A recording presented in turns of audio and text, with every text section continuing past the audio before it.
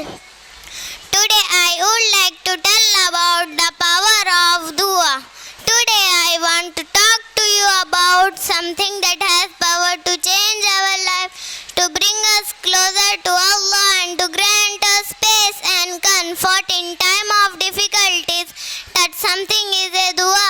Dua is not a ritual of habit, it is conversation with Allah. It's a way for expressing our gratitude, our love and our needs to our Creator. The Prophet Muhammad sallallahu alaihi wasallam said, the dua accessing of worship. The power of dua change.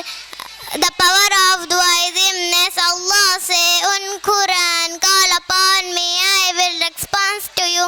The power of dua change our circumstances, to heal our sickness and to bring us peace and comfort. The Prophet Muhammad sallallahu alaihi wasallam said, the dua weapon of a believer. My dear brother and sister, dua is not a magic formula. There are conditions we must be meet for our duas to be accepted. We must be sincere and we must be patient.